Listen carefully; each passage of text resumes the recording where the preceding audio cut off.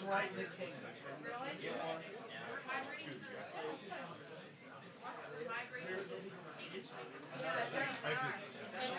She's our liaison.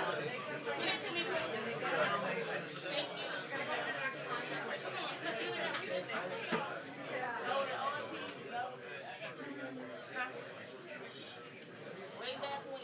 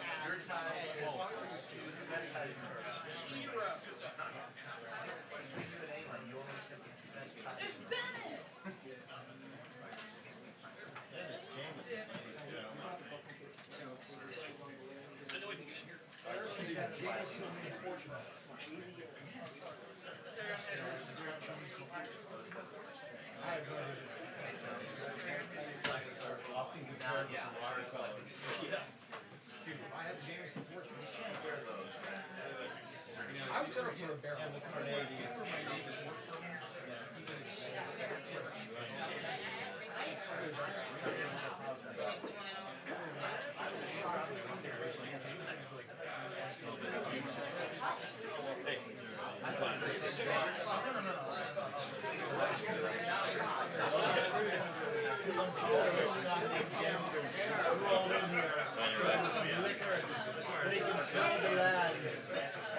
I only get shots in the back, the same shot.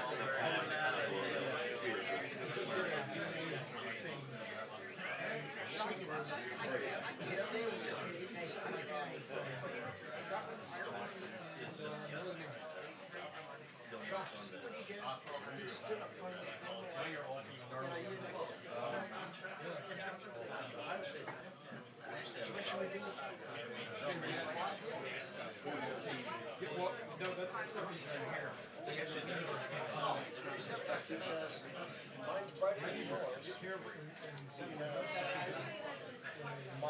I really said you're saying this is 95%, mine's about 7. So I've got to have more in there than you do.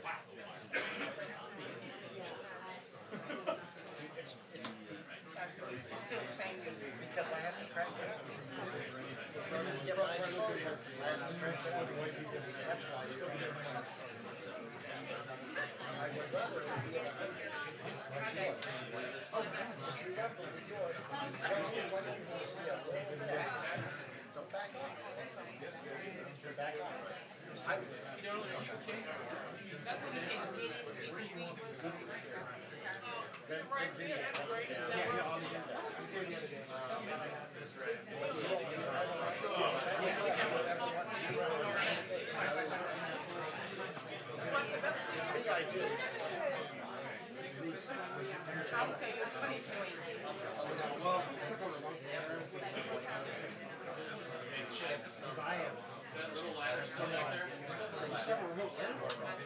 Martha's?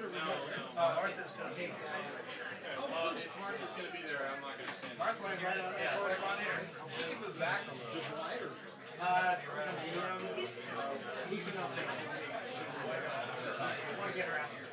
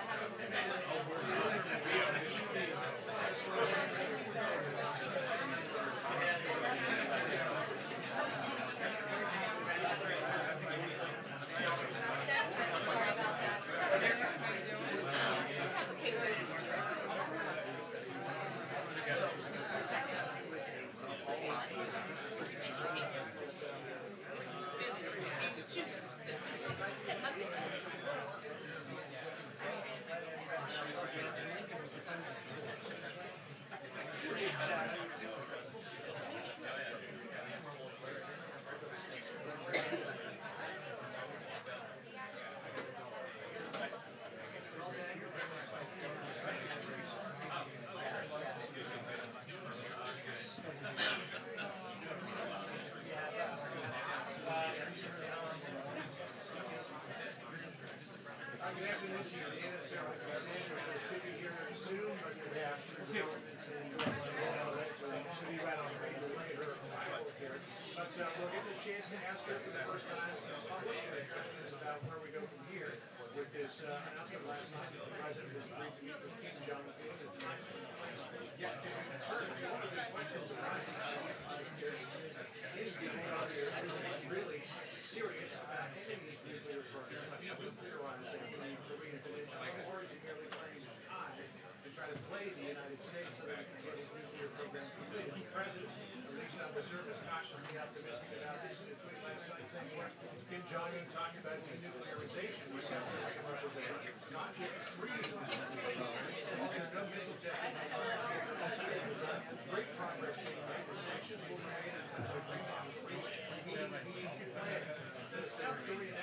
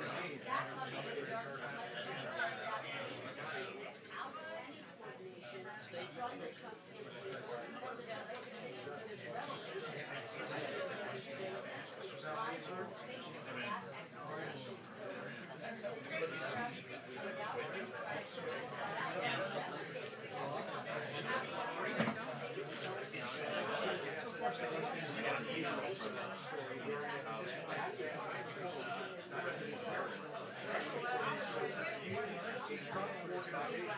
Yeah. No, I didn't.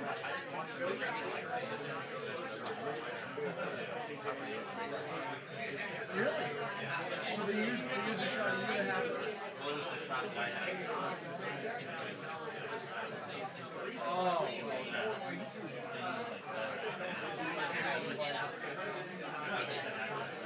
Okay.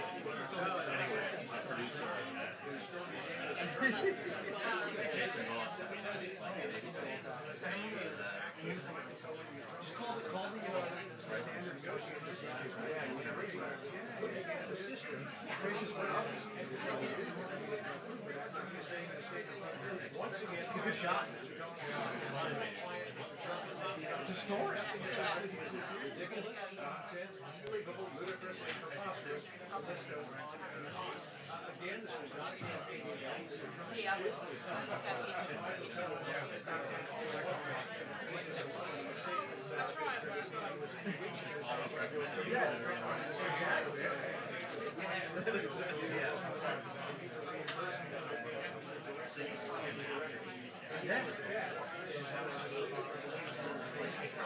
he was right there. Hanging the pants in there.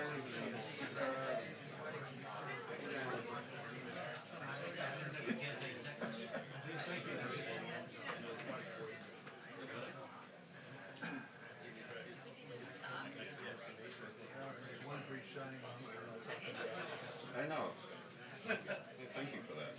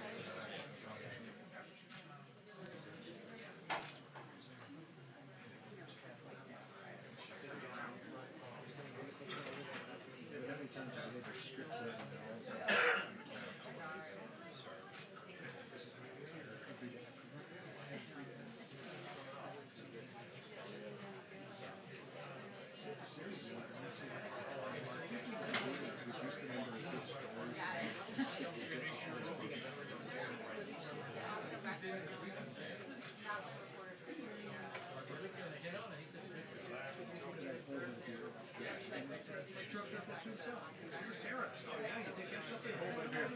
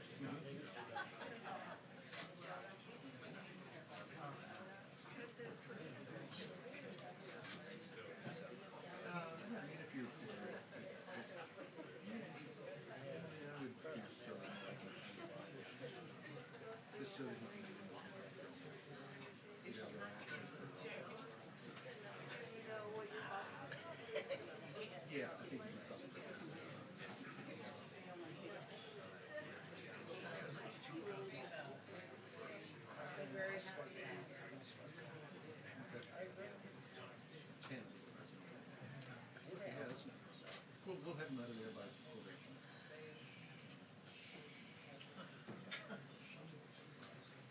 Who's gonna win the Nobel Peace Prize?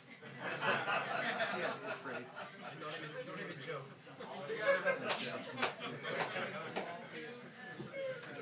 Well, it's a tough room.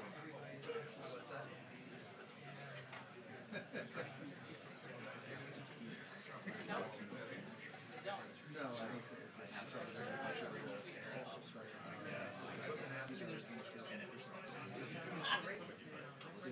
one of the big questions is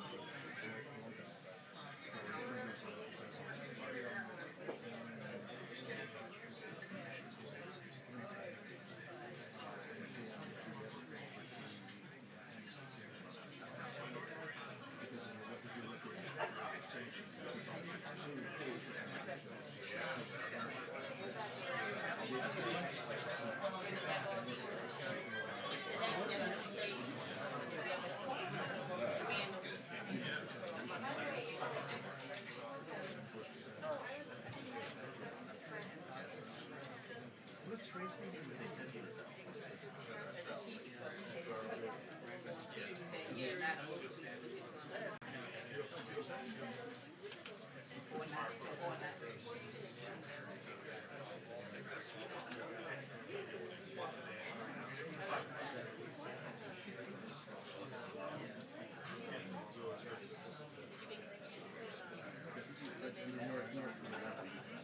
Whether there's any reason.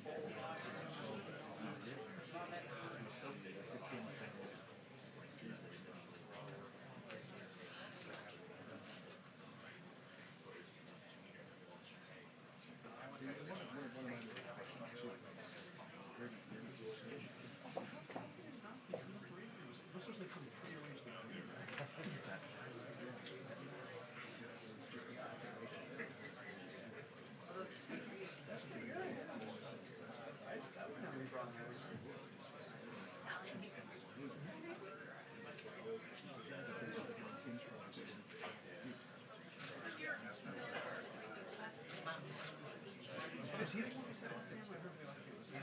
good, so we're going to need to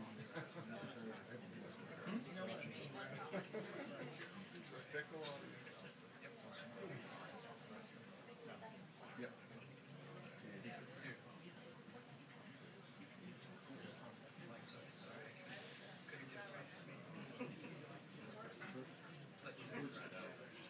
Yeah. Where's he been at?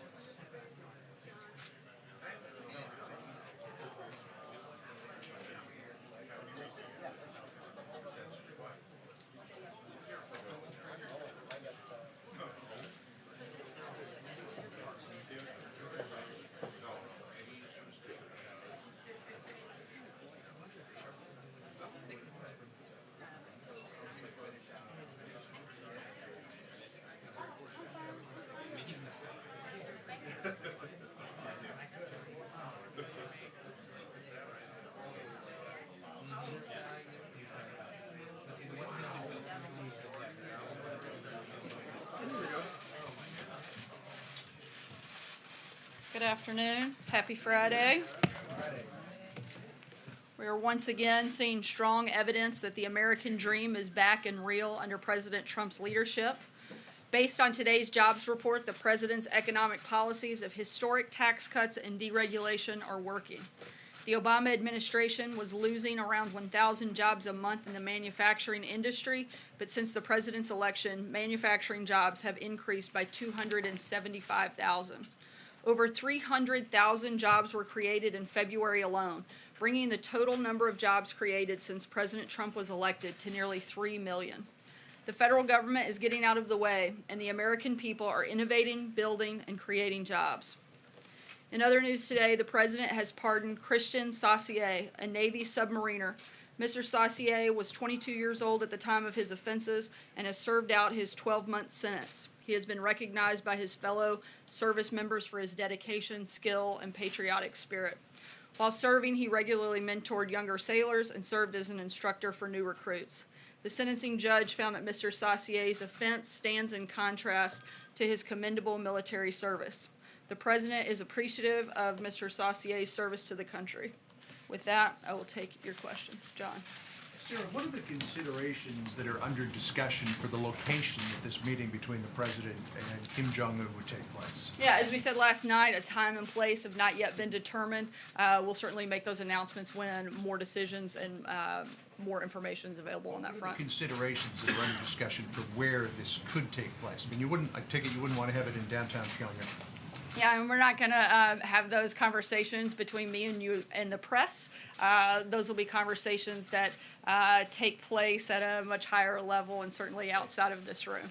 John, sure. The South Korean National Security Advisor said that the U.S. responded positively to a South Korean request for a waiver on the steel tariffs. Can you tell us where you are on that?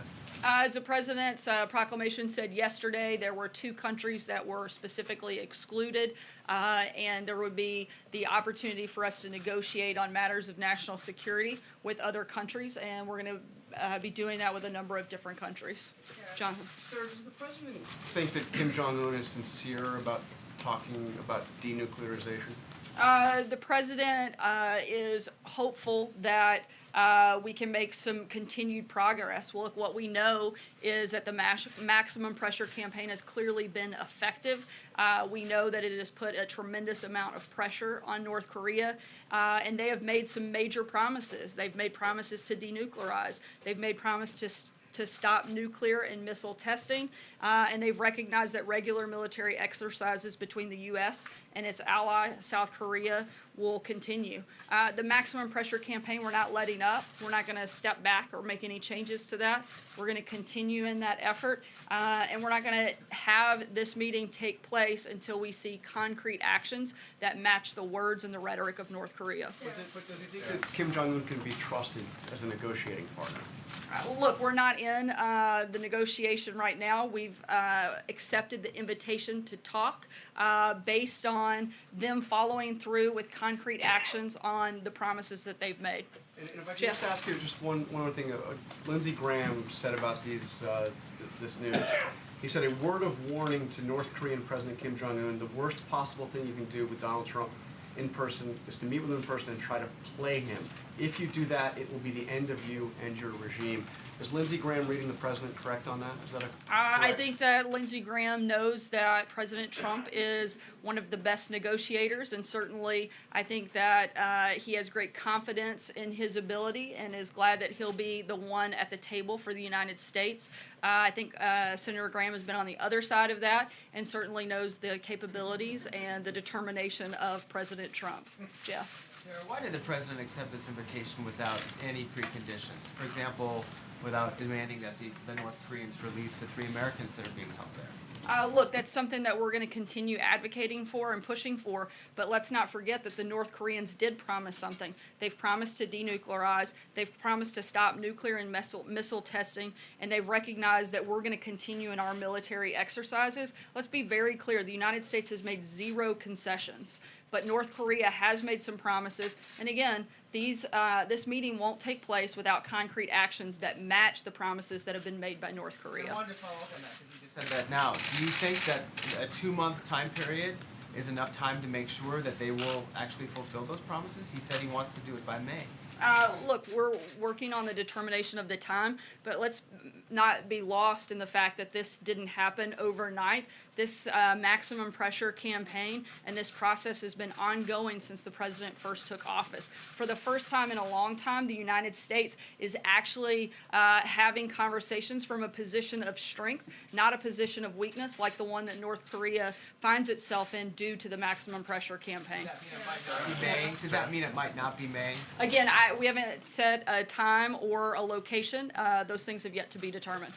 Sarah just said they promised to denuclearize. Have they promised to denuclearize, or have they promised to talk about denuclearizing? The understanding, the message from the South Korean delegation is that they would denuclearize, and that is what our ultimate goal has always been, and that will have to be part of the actions that we see them take. Sorry. Before or after? We'd have to see concrete and verifiable actions take place. Sarah, Yes. Before the meeting? Yes. Sarah, isn't the president giving Kim Jong Un exactly what he wants, which is respect and stature on the international stage? Not at all. I think that the president is getting exactly what he wants. He is getting the opportunity to have the North Koreans actually denuclearize. Look, you have to remember, nothing is changing from the United States position. We're going to continue the maximum pressure campaign. We're going to continue working with our allies and partners to do that, and we're going to continue to ask them to step up and do more. Nothing is changing from our side when it comes to this conversation. There's no guarantee this won't be any more than a photo op. Kim Jong Un gets his equal footing, in his view, on the world stage with the leader of the free world, and the certainly president disagree gets with- nothing. Yeah, I definitely don't think that the president's getting nothing when we've already said, and frankly I've said it many times since walking in here in the last 10 minutes, that the president will not have the meeting without seeing concrete steps and concrete actions take place by North Korea. So the president would actually be getting something, and frankly, the world would be getting something. If we can get to a place where North Korea is denuclearizing, that is a massive step, and it's something that will make the entire globe much safer. And even President Moon has said that this is because of the leadership of President Trump. And one softball question, which is, and I apologize for that, which is, Believe it, given the economic news and the North Korea news, what words would you use to describe the president's mood right now? The president's in a great mood. The president's been in a great mood because we've had not just a successful couple of days, we've had a successful year, and we're very focused on making sure we have 7 more. Chris. Sarah, thank you. Top officials at the White House and the Pentagon seem to be taken by surprise by the announcement. Was this done in a haphazard way? Not at all. As I said, that this has been part of an ongoing campaign that's been going for over a year. And just because some of the individuals that may regularly leak to the press weren't involved in the conversation doesn't mean that the appropriate parties that lead those agencies were not in the room and not part of that discussion. The president came here to the briefing room, though, before reaching out to the president of China. Is that appropriate? Should he not have reached out to his international partners first before making the announcement here? Look, we've had ongoing conversations with leaders across the world. The president simply said there would be an announcement. He had several conversations with world leaders both last night and today. Are you aware he would make this decision beforehand? Again, the president had conversations with a few of world leaders both last night and today. This is something that all of these countries have been working together on, and something that we're going to continue to work with our allies and partners on. Was the Secretary of State aware that he was going to make that decision, Sarah? Yeah, and the Secretary of State's deputy was in the room at the time these conversations went on, so it's absurd to pretend like they weren't part of this process and haven't been part of this process all along. Jeff? Sarah, to follow on what Peter was asking, how will the president and the United States be able to verify this before the meeting? How will they be able to verify the denuclearization? That's something that will be determined through the national security and intelligence community. Certainly not something I would read out to you guys from here. The president has said repeatedly that previous presidents, his predecessors, have mishandled this and misplayed this. Why can he be so confident that this is the right move when just in October he was telling his own Secretary of State it would be a waste of time to talk directly? Well, I think it's really clear that they've misplayed it, or we wouldn't be in the position that we're in. The president wouldn't be having to clean up the mistakes of the previous 3 administrations. The president is getting promises out of North Korea that haven't been made in any recent years. And again, we are going to continue the maximum pressure campaign to make sure that they follow through on these commitments. John? Who would he like to have with Sorry, him? I'm going to keep moving. If I can just ask, who would he like to have with him at the meeting? The Secretary of State, I mean, there is not an ambassador now in South Korea. Does he plan to staff up more before this meeting? Look, the president has an incredible team that is surrounding him, both from National Security Advisor, Secretary of Defense, the Secretary of State, the intelligence community. But at the end of the day, the ultimate person to lead that negotiation or that conversation and be at the table will be the president. John? Thanks a lot, Sarah. The North Korean government has made promises before. They've reneged on those promises in 2 prior administrations. What's different now? Why should we trust Kim Jong Un now? Again, because the United States is going to continue that maximum pressure campaign. We are making no concessions, and we are not going to move forward until we see concrete and verified actions taking place by North Korea. We are also operating from a position of strength that we haven't had in previous administrations due to the maximum pressure campaign, not just by the United States. Let's not forget that a lot of our allies and partners like China, South Korea, Japan have stepped up and done infinitely more over the past year due to the president's leadership than they have in the previous administration. So this is a collective effort to put that pressure on North Korea, and it's going to continue. North Korea is in a place of weakness, and that is certainly recognized by the promises that they've made through this conversation. Francesca? Has starved his own people. He's murdered his own people. You could say he's responsible for the death of Otto Warmbier. Why put him on the same stage as the President of the United States? The president wants to make sure that we denuclearize the peninsula and that we're securing and helping have a safer world. I'm glad that you guys are acknowledging a lot of the problems of North Korea, because just a couple of weeks ago, a lot of members in the press were actually elevating North Korea and some of the members of the regime and comparing them to people in the United States and in this administration. I think that is actually what put North Korea on a similar stage. No action by this administration has even remotely demonstrated a level of rise that the media did during the Olympics and through some of those stories. Francesca? Thank you, Sarah. Yesterday, a South Korean official came out to the stakeout location and said that this meeting would be taking place by May. But you did not say that in your original statement. That's not what you said today, that a place and time has not been set. So was there some sort of a miscommunication by that? Because that is definitely what had been said by Mr. Chung yesterday evening. No, I'm simply saying that a time and place haven't yet been set. Okay, and so moving on from that point, can you kind of explain to us how this did end up coming about last night? Because we had the president pop his head in here at roughly close of business and say to supporters who were around that there was going to be this Maybe announcement. that's y'all's close of business. Our hours must be a little later than y'all's. Yeah, I'm pretty sure you guys were all still here. So popped his head in here though and said that there would be an announcement coming around 7 p.m. from the South Koreans. Then the White House ends up telling us that it will be here on this property. Then it wasn't until an hour after that that you even sent out a statement affirming the details, some of the details, not the May part, of what this announcement that President Trump would be meeting with Kim Jong Un. Can you walk us through how that all happened from the president popping in here to the fact that a South Korean official, not the White House, briefed us on our own property outside?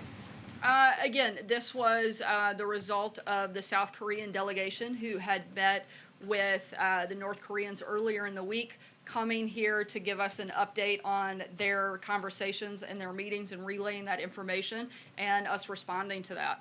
And the reason for the South Koreans, I believe that was the end of your question, addressing is because those were the individuals that had directly spoken with the North Koreans, and they were the ones that were making that response. It was the president's idea to come in here and make that statement? Yeah, absolutely. It was the president's idea to come into the briefing room and alert you all of an announcement coming a couple hours later. April? On the issue of denuclearization, and going back to Peter and Jeff, there's a black hole when it comes to intelligence as to what's really happening in North Korea. What is going to be put in place specifically to qualify and quantify what is actually there? When you talk about denuclearization, what are you denuclearizing? How many? We don't know specifically. What is in place? Are you going to employ world bodies beyond what you have? What is in place? What do you plan on doing? That's something that's going to be determined by the intelligence community, the national security team, and not something that I would relay from the podium to all of you. But it's very important when you have something, some kind of meeting of this nature, it's very important to understand what is in play, because he could say, I'm denuclearizing and not denuclearize everything. I think it's very important for our intelligence communities and our national security community to understand that, and they do. And that is going to be a major part of any conversation, and something, though, I'm not going to relay at this point, certainly ahead of any conversation. One more subject, last question. Did President Trump, when did President Trump, after that photo, see Stormy Daniels? Did he text, email, do you have any other information? I don't. We've addressed this extensively, and I don't have anything else to add. Deborah? I have a California question. Wednesday, Governor Brown said that Donald Trump was declaring war on California. Now, I know that the president's given Jerry Brown money to his campaigns before. Have they talked on the phone recently? And when the president goes to California next week, will it be war or will it be peace? I'm sorry, I couldn't hear the last part. Will it, when the president goes to California, will it be war or will it be peace? Look, I think if anybody is stepping out of bounds here, it would be someone who's refusing to follow federal law, which is certainly not the president. And we're going for what we hope to be an incredibly positive trip. The president's going to look at prototypes along the border and also meet with and speak to the members of our armed services. He'll be speaking with members from all 5 branches of the military, and I don't think that could be anything but a positive thing. John? Yeah, thank you, Sarah. 2 brief questions. Stating the date coming up and who might accompany the president or who's expected to accompany them, could we assume then that General McMaster will remain National Security Advisor throughout the duration of the negotiations? I have no reason to believe otherwise.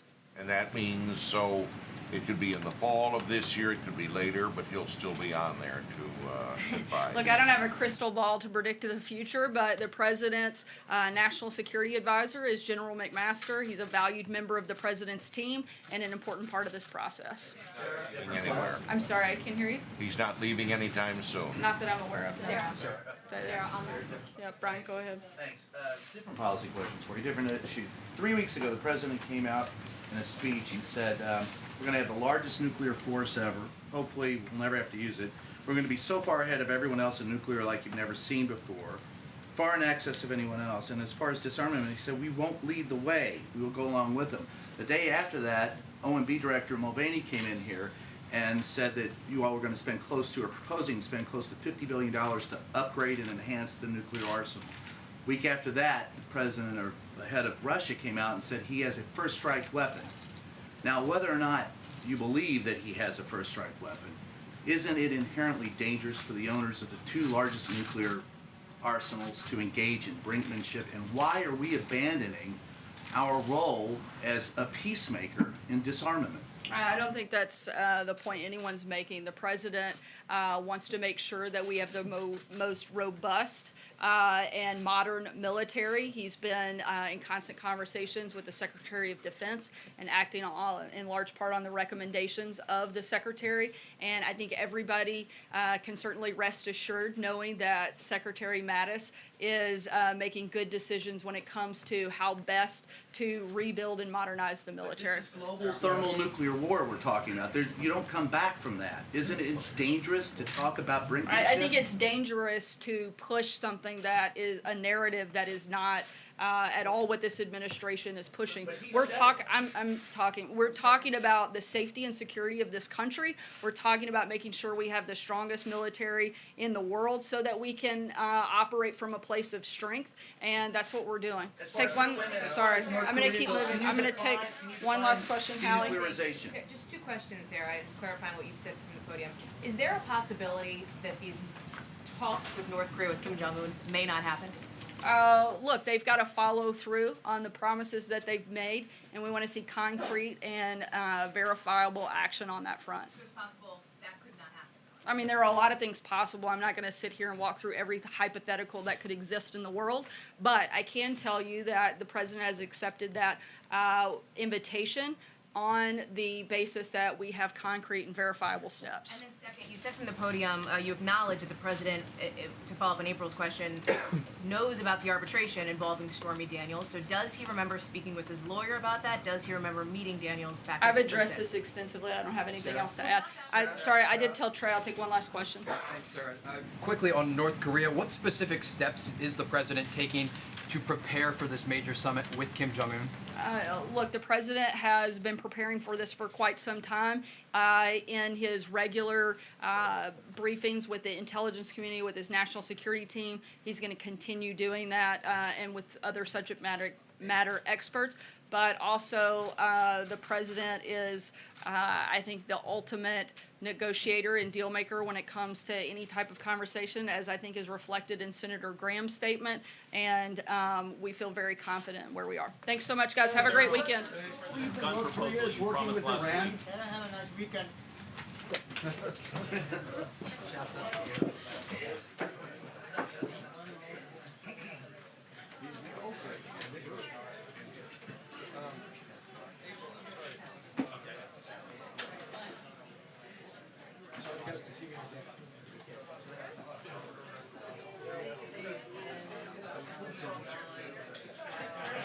Thank you.